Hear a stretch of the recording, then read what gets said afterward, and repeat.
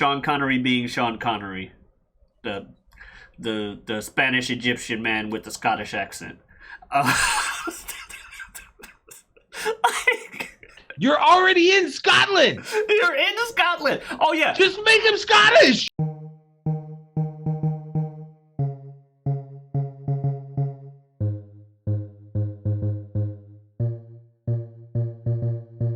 Hey guys, you know who it is, what's going on, what is happening, where it's at, and why we're here today. How you doing? It is I, the sublimely magnificent, big ugly himself, Omari Ellis, Feo Grande on YouTube, and I am here again for yet another episode with one of my best friends in the world, El Director himself, Bill Smith. Good evening. Oh, you did it again. All right. Good evening, sir. How are you doing? I'm doing great. Wonderful, wonderful. I am glad to be here with you again today. Thank you for having me. I hope, because this is a week that I chose the movie, I hope you are also glad to be here. I am. I'm always glad to be here online with you, good sir. It is fun. But yes, we are here with yet another episode of, This Guy Hasn't Seen, where we talk about various movies back and forth or various different types of media that the other one hasn't seen or, consumed before. And this week we've got a doozy for you. A classic to many. What is that classic, good sir? So I guess classic now just means old. I mean, for me, or everything classic, is a classic to some. For me, classic is you bring it up to some people and they're like, oh yeah, that. Regardless of whether or not the quality is good, it's household name. You can be a cult classic, if you will. Yes. And this is more of the cult classic than as opposed to classic. But yes, I mean, we are talking about a movie today that has spawned not one, not two, three theatrical feature films.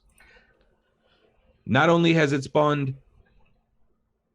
4 in total feature films, including the original, it has also spawned a TV series that went 6 years. See, this is that's a bad movie.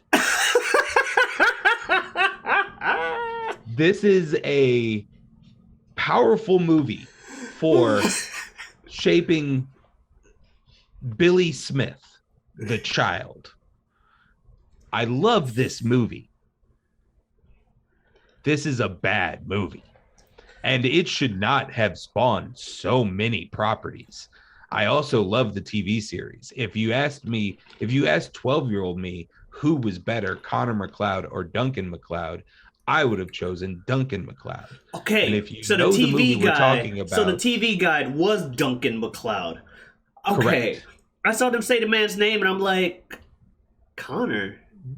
I thought it was Duncan, and then they called somebody else Dougal, and I'm like, was it Dougal McLeod? No, it's Connor McLeod. Maybe I didn't watch the show hardly enough. I just knew the theme song. Okay, sure. So, if you somehow clicked on this video and did not read the full length of the title, but you are aware of this movie, you now know that we are talking about the movie Highlander from 1986.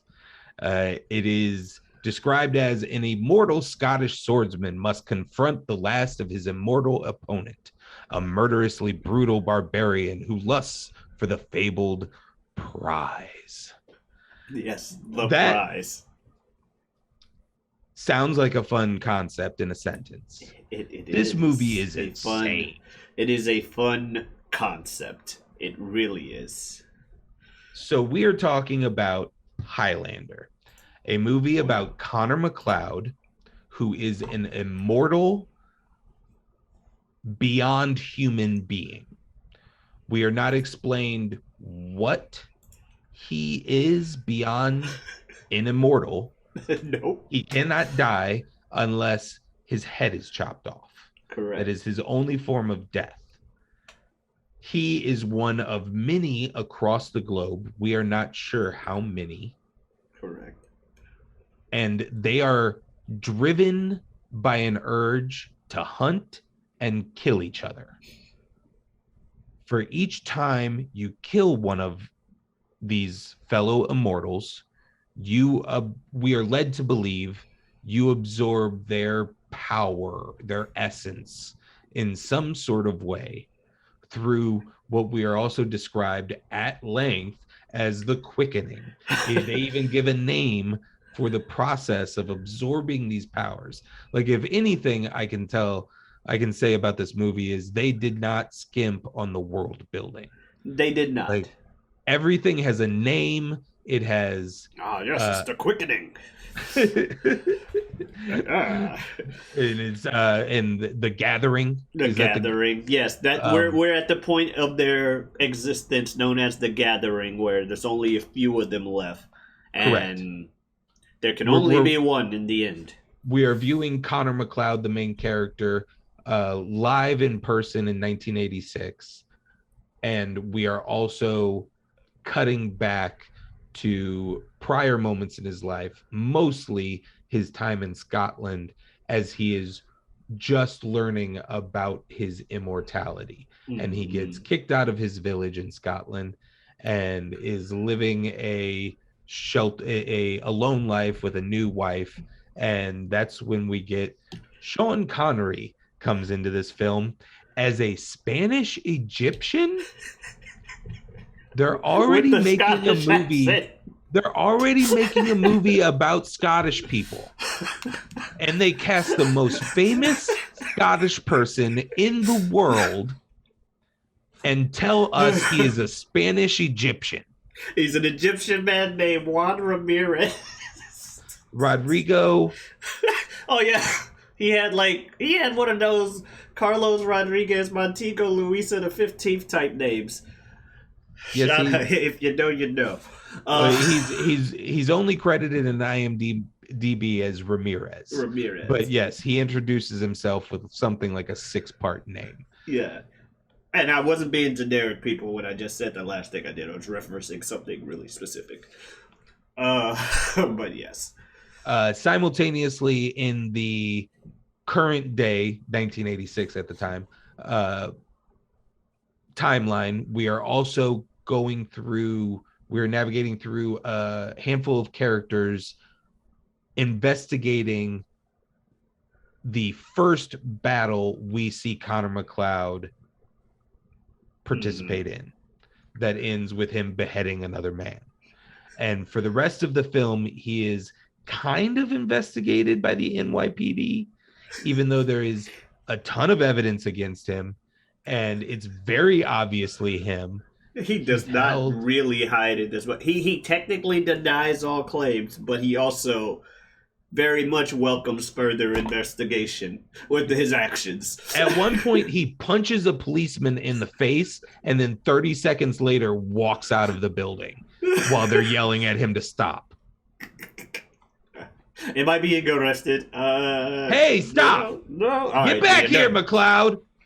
And goes immediately back to the scene of the crime to grab the murder weapon. Yeah. So I've given a lot of just kind of preface of this film. I saw it when I was very young. My mother and I would watch the TV series. I watched every film. I had them all on VHS. Okay. For a while, I might have had several of them on DVD. They're all terrible, and I love all of them. Were you aware of the existence of Highlander before I suggested it last week? I was aware of the existence of the Highlander movie and the TV show. I did not know there were 3 other movies. I was aware of the movie and the TV show. I had not seen the movie. And even like when this was suggested, because I had seen some things from the TV show, namely the theme song.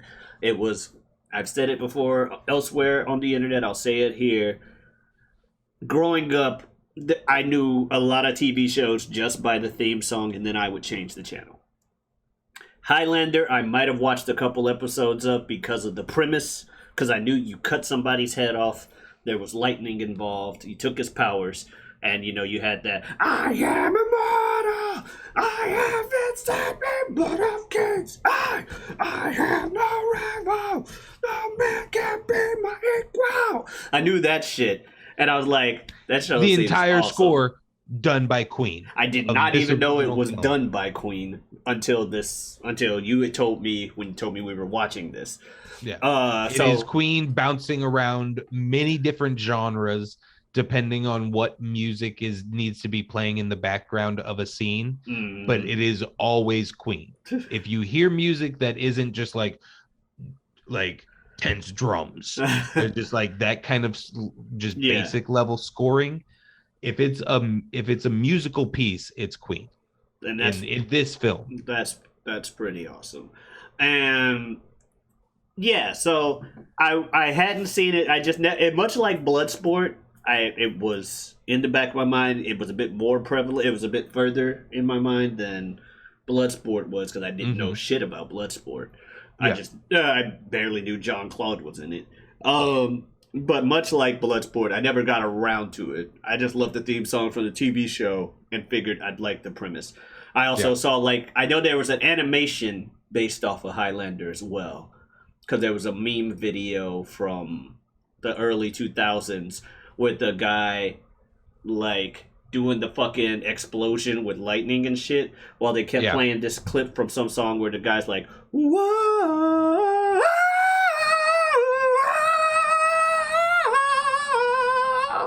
and they just kept repeating that scream with the fucking exploding warehouse and lightning everywhere. And I'm like, what the fuck is this? Oh, this Highlander. I need to watch Highlander. They made a Highlander anime? I need to see this shit. Never got around to it.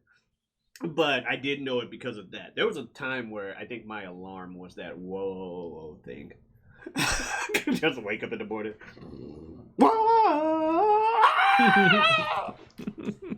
Turn the phone off. So yeah, that's why I hadn't really seen it. Just never got around to it. I knew it was considered a cult classic, but I hadn't seen it. And yeah, a lot of things I say are classics because I said Bloodsport's a classic and this is a classic.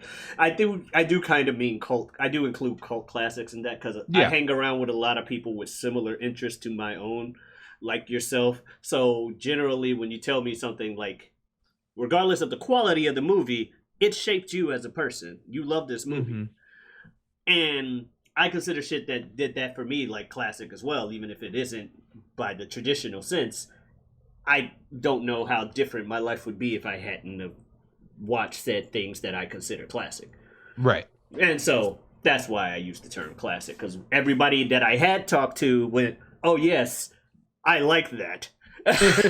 So, and it's old. So yeah, classic.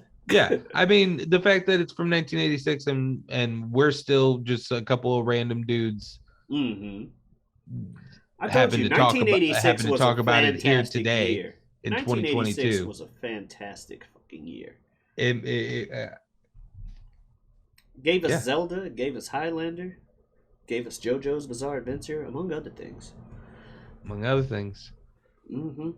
But yeah, so that's pretty much why I hadn't seen it. As far as when you told me you were watching it, what I was expecting decapitations because I knew that little blurb, that one line from the intro to the TV show, the winner takes his enemy's head and receives his power. And it showed him cutting somebody's head off in lightning. And I'm like, so I expected decapitations and lightning and swords. And since I love swords, I'm like, I'm probably going to love this movie. And so that's what I was expecting. I mean, it's it is primed for the taking of 12-year-old boy's heart. It's swords, lightning. For the feature films, there's always guaranteed boobs. It's always R-rated, and there's always going to be one scene of boobs. So yeah, I mean, 12-year-old me, 14-year-old me. Yeah, there's nothing to complain about here. Yeah, exactly. Because I was in martial arts, my mother and father let a lot of movies pass through the barrier under the guise of like a martial arts film. And that's how I got to watch a lot of Jean-Claude Van Damme movies that I probably shouldn't have watched as young as I watched them, because almost every Jean-Claude Van Damme movie has a sex scene. And yeah, The one and we it's watch, a Bloodsport, martial arts film. is one of the exceptions, where it doesn't really have one. There's just kind of a fade to black and then Yeah, a they fade were up of about them. to. Yeah, but then they Eh, don't. Yeah. yeah, and then it's just fading up to them cuddling in the bed in the morning. Mm-mm. That normally we see the in between in a Jean-Claude Van Damme movie. Yeah, he was So like, you may not have gotten the sex scene, but here's a double take of my ass. yeah, man, he double dips that butt. But yeah, so I was expecting to love the movie. Yeah. And then, got around to watching it. And Yep. I'm not gonna lie, This initially is our first wrestling film. right? Yes, the second that the movie starts, first I hear the theme song. I'm like, the theme song for the TV show's in the movie. Awesome. And then wait, I have it literally in my notes as wait, pro wrestling. Yeah. What? Wait, But yeah, just got the Madison the Square. fabulous Freebirds. Yeah, I was like, wait, what's this? Wait, Fabulous Freebirds. They were an actual. What the hell am I watching? Yeah. And then you see motherfucking Connor in the crowd, and I'm like, oh, this dude is definitely here to kill somebody. Christopher Lambert. Raiden, just sitting there. I'm like, he is definitely here to kill somebody. He's just everyone's cheering. He's just. That's him. That's him receiving, and Connery has a word for this too, but I don't remember what it is. But that's him receiving the vibes. Yeah, that somebody else is nearby. One of him is one of his kin is near. Yeah, just. And I'm like, all right, this is cool. And he immediately goes into like the first of many flashbacks. And I'm like, man, 80s movies so do love their flashbacks. It's just whereas Bloodsport decided to have John Claude stare at a sword for a half an hour and keep flashing back, and just run through all of them. Yeah, this movie spread it out throughout, but it kept going back to flashbacks at random moments. I'm like, why are we flashing back now?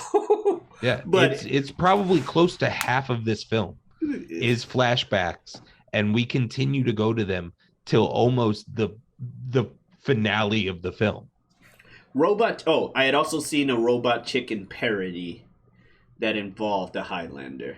It was about like Lindsay Lohan. Yeah, it was like Teen Boppers or whatever. Like exactly. She had to go kill all of the. It was her versus I think Hannah Montana was her Kurgan. And Sean Connery is played by a Sean Connery impersonator who literally turns to the camera like, in case you haven't noticed, this is a Highlander parody. Yeah, I have seen that. One. So I knew that he would die because he died in the parody of the thing. Mm-hmm. And I was waiting for him to deliver the line, "You're too late." Like when they were in that tower, I'm like, oh, this is the tower from the parody. He's about to bust in and kill this man. I prepared him for you already. But no, like, I actually liked it. There was less lightning than expected with the first decapitation. Because it was more like just, here's some electricity, now all the cars are going to explode. Yeah, like the TV show is really what takes on the lightning now that we're talking about it. This first movie and the following movies also really take on the kind of lightning into things and the electricity into things. I think what this original movie is doing is just like invisible power coming to you. And in the modern era, with all of the shit around us, it's shattering car windows and setting off car alarms and breaking windows of buildings and shit. But like, there was one scene where there was lightning. One of those fights ended, and there was lightning that came and struck. I'm like, oh, there's the lightning. I want to say, but like in the subsequent material, in the scene where Kurgan kills Ramirez, where he beheads Ramirez, there is a lightning storm going on during that fight that is probably affected by the quickening, but in all regard, in like comparison, that quickening is kind of tame compared to everything else in the movie. And Yeah, I think that's just because cars and there's not shit. cars and A lot all of kinds of glass collateral and things buildings to and be destroyed by the pulsating of this right. power. As the person just fucking power gasms all over the place. We brought up his name a couple of times now. Kurgan is the antagonist of this film, played by Clancy Brown, most notably known in this era as the voice of Mr. Krabs in SpongeBob SquarePants. That's Mr. Krabs. That's hilarious. Yes. That's Mr. Krabs. The Uh 7-foot giant terrifying villain of this 80s film is the voice of a beloved children's TV show character. that's fantastic. I love it. And yeah, when he shows up, the first time you see him, and I put in my notes, I used the word that I'm not going to use here, but I'll say this dude with the skull helmet looks awesome. Yeah, his first look is badass. I'm Like, oh, this dude looks sick. He's got to be the villain. Sure enough. And then you see him with his modern day thing, and I'm guessing this dude with the rock music in his car is the skull helmet dude. And sure enough, it was. Yeah, I'm going to fucking kill you, McCloud. yeah, his sword's pretty dope. But I was obsessed. I was obsessed with Connor McLeod's sword, but more specifically Duncan McLeod's sword. Duncan's sword ends with a dragon's head Ooh. as opposed to the lion head. Uh-huh. So it's just a little bit sleeker Yeah. and like more it comes to more of a point. I can't tell you how many times I in my life I've been staring at replicas for like $170 and like hovering over an add to cart button or younger years like trying to do that negotiation tactic with my mother of like, well, see, this isn't a ridiculous purchase, mother, because of these reasons. And never getting obviously Yeah. don't need a like a $200 replica samurai sword. But damn, yeah, the Kurgan, he was a cool dude. I'm just like, and then before they call him the Kurgan, he gives the name Victor Kruger, and I'm like, oh, he's gotta be evil. His name is Victor Kruger. There were not a lot of good guy Victors in fiction. Victor is almost always an evil guy. Like you can think of the Kurgan as an example. You can think of Victor Creed, aka Sabretooth. Victor Von Doom. Uh, Victor's just usually one of the most evil motherfuckers you come across in fiction. I'll tell you what, the most evil character in this entire film is Connor McLeod's original wife. Man, dude, I want to say words that I don't want recorded permanently. Yeah, like, I'm like, damn, that turned hella quick. Oh, yeah. Bring him back in One Piece. Hey, we brought him back, and he came back to life. He didn't die. He's the fucking devil, fucking murder him. Yeah. And even when the cousin, like, finally comes to his senses while everybody's stoning him, like, come on now. This is fucking I almost said Conor McGregor. Connor McLeod. He's, we'll banish him. We won't burn him at the stake. Yeah. And she's like, no, burn him. I'm like, calm down, lady. You got the devil in you. Yeah, fuck her. Fuck her. Like, Jesus Christ. So initial reactions beside, what'd you think overall? Overall, I love the movie. I can agree with you that it's not a good movie. I'm like, I think this is even on a different scale than like you mentioned earlier, Bloodsport. Yeah, like, that's what I'm saying. I feel like Bloodsport is teetering towards a good 80s action film, not just a like, it's bad and like this is bad. Yeah. Like even the things that you're supposed to be here for, the swords, the fight scenes are terrible. They're terrible. Not good. Yeah, it looks like a bunch of old men like waving canes around. The climatic fight scene has some really good moments. I will say that. The final against Connor and Kurgan have really good moments. But a number of the fight scenes are just terrible, including the one that opens up the film in the parking garage of the wrestling match. The fucking dude doing handsprings. What was the backflips for? Just I feel like they even gave us a shot of Connor looking at that and then almost looking directly to camera to go like, I don't know why the fuck we put that in there. Like, I don't know why that's in the movie. What the fuck was that? Is this dude serious right now? Fucking backflipping? Or what? I'm over here hiding behind the car. Right. And Congratulations. And then they just cut from that to him just walking like normal. And then they cut back and he's backflipping again. And then they cut back to him and he's just like. Yeah. And I'm like, was that a third person? No, it's him. But why? I don't know why I like this movie. You were supposed to not like this movie. This movie is terrible. Here's the thing. I told you what I was expecting, and it met my expectations.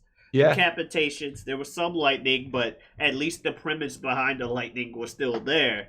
And while the sword fighting wasn't the best, we still had the sword fights. So my expectation, I'll put it this way. I had low expectations, so I wasn't as disappointed. I will say... Lowered expectations. The classic. That's just because I remember it from a long time ago. So I guess old is classic to me. I guess classic. Yeah, it's just old. Old is classic to you. Like, the classic. Lowered expectations. Like if it's TV, if it's St. Louis there. Omari era or earlier, it's classic to you. Probably. That's classic. Yeah, it's just like I remember that. Classic.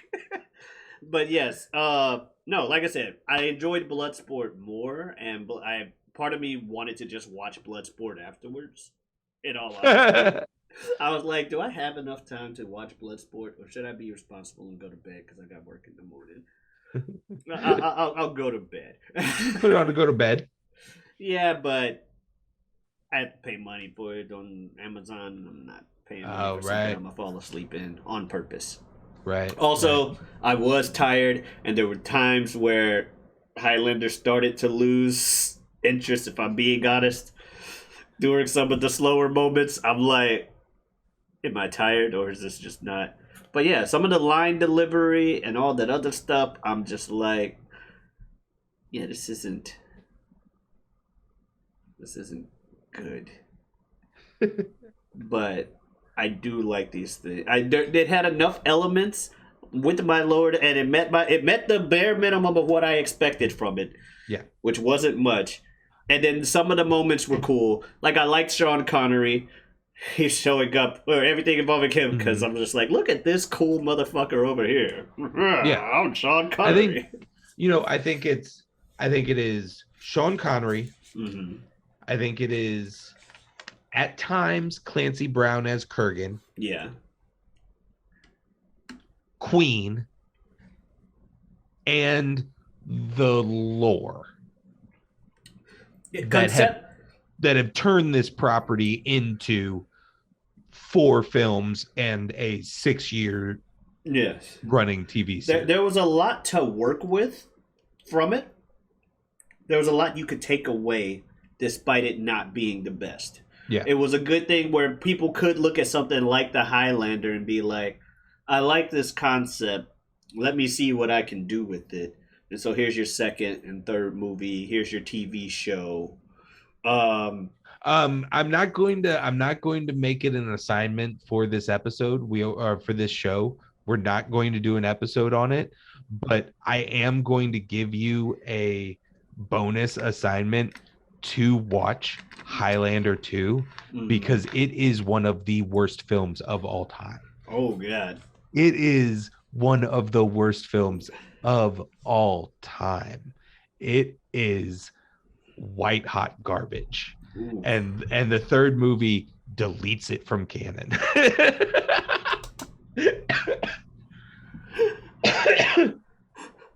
Fair enough. Yeah. Whenever you get a third movie to come out and they're like, yeah, that second thing didn't happen. We're just gonna ignore that, right? Exactly. We're just gonna pretend we're starting off from the first film. Yeah. Everybody liked the first film, right? Whenever somebody does that, whether it's movies or video games, whenever you see the third game or the next game and it acts like the second game didn't even happen, or they just go the prequel route because we don't want to continue that right now. Yeah, like fucking Devil May Cry 2 was so bad that Devil May Cry 3 was a prequel to the first game, and everybody just, for the longest, yeah, there was no Devil May Cry 2. I don't know what you're talking about. They went from 1 to 3. What you talking about? Some people did that with Metal Gear. Some people did that with Metal Gear Solid 2, which also went prequel for the third game. But then Metal Gear Solid 4 came out and was like, nah, 2 happened. Let's take what we did like and fix it. But yeah. Yeah, this one is one of the worst films of all time. But it is one of the epitomes of like a fun watch because it's terrible. Exactly. Kind of movies. Also, I was a lot more lenient with it because it is as old as I am. like, I'm like, this is an old movie. I was still talking about Highlander 2. Oh. I think this movie is bad, but I don't think it is one of the most terrible movies of all time. Gotcha. They take it to they take it 5 levels up from this film for number 2. But they take a real number 2. Fair enough. Number 2. That doesn't sound fun. I will say. So what would have been a few standout moments, good or bad? Few standout moments, good or bad. The fights. Standout moments for both. You've gone over the fights. Actually, those are the main 3 things I have here. The moment you fell asleep. The moment I fell asleep. How about the crazy car sequence with Kurgan and the girlfriend that feels like it lasts for like 7 minutes? Yeah, I'm like, what the hell is going on here with this car? It's just showing up here. Here we go. Hey, wanna go for a ride? Hey. I'm crazy. He definitely got that as his only direction. You're batshit insane and you're evil. So much of her just screaming, and then I think eventually we see her pass out from just like, I don't know, the torment of it. But yeah, when he came across the dude, when he came up to the dude in the church, I thought he was about to break their whole holy ground rule. I'm like, oh man, this dude has no chill at all. This Kurgan just like, sup, motherfucker? You in here praying about your dead wife? Guess what? But if anything, he was the one who held the code. Yeah, he told Connor almost broke it. Yeah, he told him, holy ground, you dumbass. Oh, okay. Where's me Krabby Patty formula? How about the fact that we still got a 80s training montage in the film? It's Sean Connery and Christopher Lambert, Ramirez and Connor McLeod training on the hills of Scotland back in like the 1500s. Guess Sean Connery is teaching him how to be immortal and swing a sword kind of shittily. Like that's the one. And honestly, that's one of the things that makes the TV show kind of cool is the actor who plays Duncan, if I remember correctly, can fucks with a sword. Oh. And they have some quality stunt coordinators because it's a little deeper, into like the early 90s. Oh yeah. I think the TV series is 92 to 96. So there's a little bit better knowledge, I think, of like how to make a good fight scene beyond the 80s way of doing it, Mhm. where it just looks like two old men falling on each other. Yeah, the montage was cool. The moment the whole tower scene like was iconic with him like I've already prepared him for you. Haha, the master versus, the would be villain so that the Yeah. hero has motivation.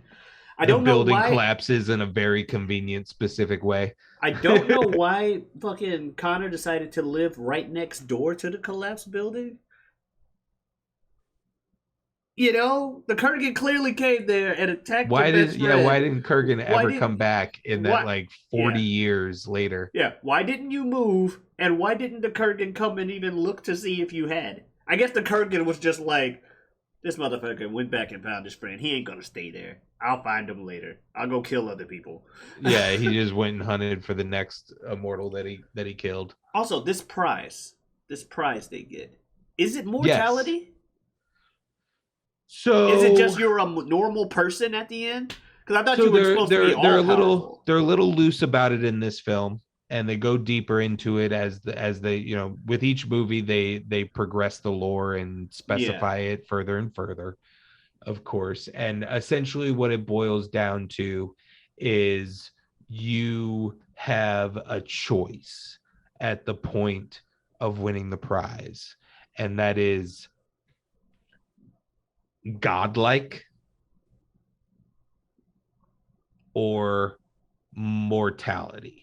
Uh, Like you can have every power in the universe and just like subjugate the entire yeah. human race, or you can go the route he went, where you can still like hear people's thoughts and connect, and you're connected with all of humanity, but you get to live a mortal life. Yeah, because I'm like, if my prize for surviving all these years and surviving all these motherfuckers that wanted to kill me was I get to live like a normal person and die and lose my immortality, I don't fucking want it. When I get down to the last person, I'm gonna tell the dude, like, yo, we could do this. However, right now, we do this, we lose the powers if we win. All you get is Yeah. bragging rights over people who are dead and you can't even brag about. Yeah. Let's just share being immortal forever, buddy. Pretty much each movie, the first 20 minutes of each movie has to explain why they're deleting the prize from Connor. In the second movie, um, the second movie tells us that all of the immortals that we've met so far are aliens from some random ass planet named like, Randor or something, and they send people down here as like a hunt and sport game.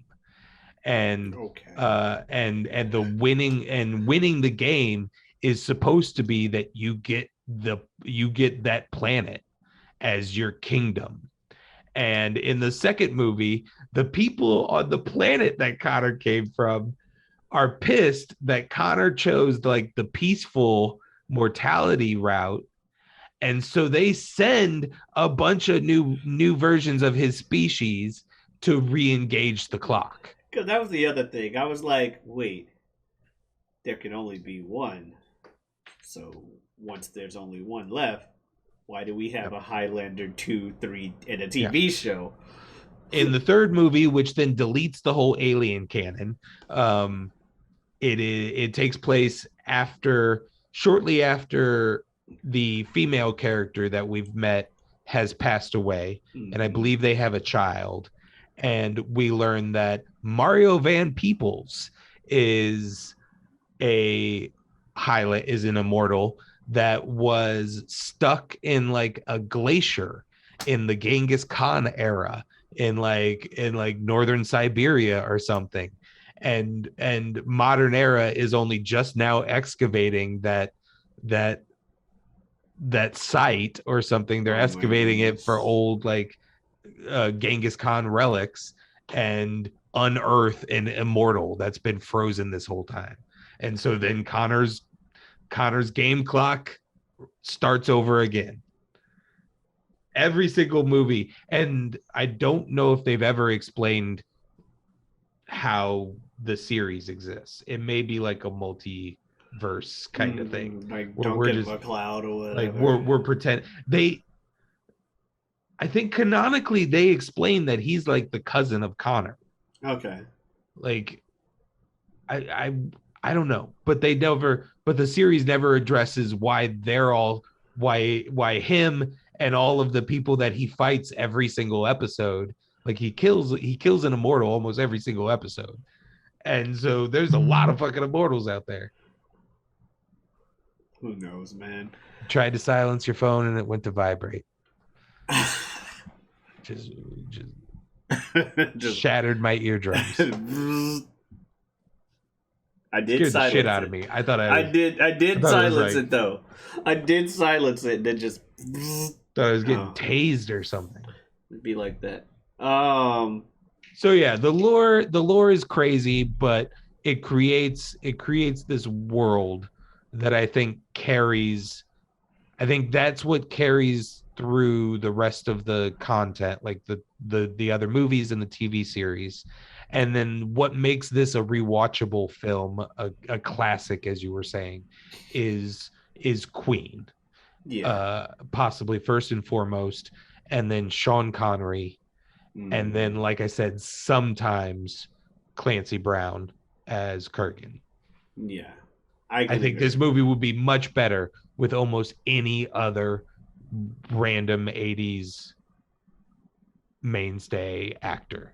Yeah. Nothing against Christopher Lambert. I will There's a agree. reason why he's done this and Raiden and a bunch of other garbage. Yeah. that Yeah, and to be fair, now Mortal Kombat, that movie, which I'm assuming you've seen by now. Yeah. Yeah. That is also not considered a good movie by many. No, yeah, that's a bad movie that I love. But it's a classic to me. So knowing that Raiden was the Highlander, that also made me be like, ah, damn, he's the Highlander and Raiden? This dude is awesome. Not necessarily, but I can't take those roles away from him. He did his job, I suppose. But yeah, there were definitely some lines he definitely could have delivered better. Like when he was getting his powers, it just sounded like he kind of dubbed over it, like on some Tommy Wiseau shit. They're quickening. It is so good. I can see everything. I can feel everything. I am one with the universe. I'm like, did they get Tommy Wiseau to record this line or something? Oh, hi, Brenda. Yeah, it was, I know everything. I know everything. I felt bad for that Rachel chick. The chick that was like the little girl that he ended up saving as an orphan. Yeah, that's a weird relationship. It's like it's father-daughter, but it's not. And sometimes she has these lingering glances where it's like, have you guys been romantic? This feels uncomfortable. I didn't really get romantic vibes. I wasn't sure if it was father, daughter, or brother, sister. But there were times where I'm like this. It was a kind of a weird relationship, but at the same time, I'm like, wow, this is a person that saved her from when she was a kid. He literally just had to tell her, I'm going to go and essentially die now. I may not actually die, but even if I don't, I'm dead to you. What? Bye forever. And she's like, but you're literally all I've known for the past my life, because you're the only family I've had these past decades. Because he saved her from like World War II, so it was like 40, 50 years ago that he saved her life. And he's like, it's a kind of magic. I'm like, all right. But yeah, would you play any roles in this? Speaking of, let's replace actors. Yeah, I don't know. I'm not the leading guy. I'm not the scary guy. I could be the police detective. I'm in a similar boat. It's a Toledo Salamanca, worth about $1 million. I love that. I could be that guy. I'm in a similar boat to you because especially with the Scottish accent thing, I'm not really a Connor MacLeod type person. nor am I a 7'1" Kurgan. But assuming I just need to be an asshole, sure, I can be an asshole on camera. And he does look like a fun ass role to play. I would like to play the Kurgan, even if I'm not doing it. Even if I'm not necessarily Kurgan material, I would love to play that role just because it looks like he's having the time of his fucking life on that set. I think you could do that. I think you could do that despite being 7. Like, put some risers in you. We'll shoot you up angled. Let me be 6 You could do it, Kurgan. I think I glossed over. I think I could be either of the other modern immortals that we meet. As long as you don't require me to do backflips, I can do everything else that first guy in the parking lot scene did. Yeah, supporting role immortal. I would like the other dude who gets killed by Kurgan right before he gets shot up by the Marine dude. He doesn't have anything special or identifying. Yeah, and that's another one of those terrible fight scenes because he's just standing there and they're just doing this. Bing, bing, bing, bing, standing. I will agree with that. Singular motions, and then we cut to something else, and we cut back, and for some reason, both of his arms are down by his side, and he's getting his head chopped off. Yeah, no, I think he even is like his both arms are by his side, and it gets chopped off like nonchalantly, not even like ceremoniously like everybody else, where they lose, and then it's like you lost head time. Nah, he just kind of does like a spinning back cut and boop, decapitation. Yeah. Like, well, that fight's over. There can only be one. There can only be one. There can only be one. Hell, Plankton. So, any final thoughts? Are you glad you saw it? Could you have gone your entire life without? I am. I believe I was stating it earlier. Yes, it was a cool... In its own right. It was a cool movie. Very much a product of its time. As I said earlier, I liked Bloodsport more.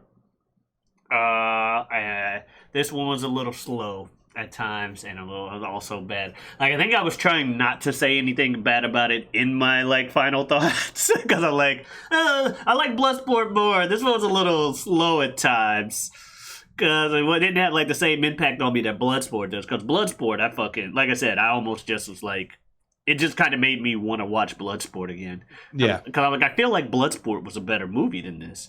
There were some acting roles in Bloodsport where I'm like, okay, you guys could have run those. You could have did a couple of extra takes with those lines. But there was also shit like the Sensei-san, you know, when he's talking about his dead son, and he's like, my son was at the war and blah blah blah, where he did a damn good job. This movie, there weren't a lot of damn good jobs. There was a lot of okay, and Sean Connery being Sean Connery, the Spanish Egyptian man with the Scottish accent. You're already in Scotland. You're in Scotland. Oh yeah, just make him Scottish. By the way, I had always thought Highlander was a bunch of immortal Scottish people, and one of them could be the Highlander. That was the vision I had when it came to Highlander. Like, there was just this brand of immortal Scottish people. Who's the best Scottish immortal person out there? Not, oh, he's the one immortal from Scotland. He's the Highlander. The entire 4-run films and 6-year TV series are built around the antagonist one time going, "Hey, Highlander!" Because he's from the Scottish Highlanders, or the Scottish Highlands. So he's just like, Highlander! And I'm like, oh, so you're not trying to be the Highlander. Like, I thought that's what the guy who won would be, the Highlander. I mean, because there's no name for it. So even fans like myself, lifelong fans, I'll constantly struggle to not call them Highlanders because it's what it should be. I mean, it's the name of the movie should be whatever they are. Yeah. And it's called Highlander, and it fucked them for the rest of the whole run. I agree with that. So, but no, overall, I enjoyed myself as much as could be given the film thing. It met the expectations I had, though said expectations, I should say, were low. That sounds appropriate. Yeah. Like I've already addressed, there's something about this movie that I love, but it's almost purely built. It is a house built on nostalgia, made with nostalgia, nailed together with nostalgia nails. It only exists for that purpose, and I completely recognize that at times the acting, the cinematography, the script, the plot, the stunt coordination, the special effects all can be very bad Yes. at different times in this movie. Almost every defining measurement of a film, this does poorly in. And I love it. Yeah. As crazy as it is, the powergasm thing is still pretty cool in concept. I didn't realize that it was that close to a gasm when they did the power thing, where it's just like Jesus Christ. I thought you just lightning, let's go. No, y'all are going through some shit. All right, fair enough. Kind of like I'm not sure if I like the Jet Li one better. I don't think I do. Because that's very similar. Yeah, that's literally like Highlander, but it's multiverse Highlander. Right. Kill your other versions of yourself and get the prize at the end, which is being all powerful. Yeah, that was I remember that being pretty cool. Mm-hmm. That is also a product of its time. Let the Bodies Hit the Floor is a song playing in that and everything. Oh my god. But yeah. So yeah, that's that. So that was this week's Romeo Must Die was always my Jet Li film. Romeo Must Die. That's a good one. Yeah, so that's our thoughts on Highlander. Our thoughts on Highlander. So yeah, so next week we will be doing something a little different. Switching it up. Yeah, something we haven't covered on here yet. Switching it up. Anime. And not even just an anime film. We're doing a little short. We're switching it up. We're doing a little short short series of about 6 episodes or so from the early 2000s, known as FLCL or Fooly Cooly.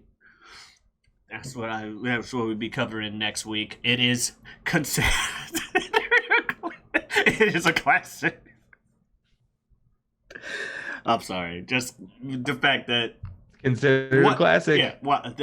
Once one of my mannerisms has been pointed out to me by either myself or someone else, I notice it a lot more. So yes, I was gonna say, classic anime series. I've had friends that it definitely shaped their lives. It's one of the first animes I watched entirely. I mean, with it being only 6 episodes, it wasn't that difficult to do, but I still enjoyed it. So. It'd be fun for me to revisit, see how I feel, years later.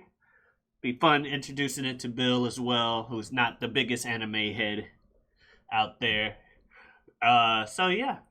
That said, if you want to find me elsewhere, you can find me elsewhere on YouTube, I got the Whatever We Want podcast, new episodes every Wednesday at 10 a.m. Whatever Central. We Want? Yes, sir. Do that with my boy Super Jazz, who you can also see. Super Jazz. Thank you. Who also does other videos on this channel with me. You can also find other videos on this channel where I'm covering things like One Piece if you do like anime and stuff like that. He talked about getting on this show. Is that just talk? Or is he for real about that? He's as real about getting on this as you are about Whatever We Want. You guys just need to call me. Okay, so you're both real, and we just need to coordinate these things. I hear you. That's what I'm saying. I'm like, I believe he is real, but we haven't gotten around to actually doing anything. Yeah. And These guys shoot me a message, man. And the same thing the other way around, where it's like, all right, y'all will both express interest on doing the whole thing. We just have to actually get together and do it. So yes, he is real in that sentiment. Yeah, and you can also find me on Twitter and Twitch at Giotabi. That's Giotabi. Come on in, stop on by. Oh, bye. Anything for the people out there, Bill? You can find me in my house playing Ark Survival Evolved for Nice. approximately the next 22 days. And that's all I have to say about that. Oh, you already seen Forrest Gump? Damn. I'm kidding. Of course you've seen Forrest Gump. It's a classic. Yeah, and as an adult, I don't like Jenny. I'm gonna be honest. As an adult, I don't like that film. It's a dumb movie and it's bad. Boom! Add it to the list. Nintendo, Forrest Gump, and I think there was something else. I'm waging a war against via this show. I can see people not liking Forrest Gump, in all honesty. But yes, It was overhyped when back in that day. fair. But yes, we'll see you guys on a later note. Till next time. Adiosness.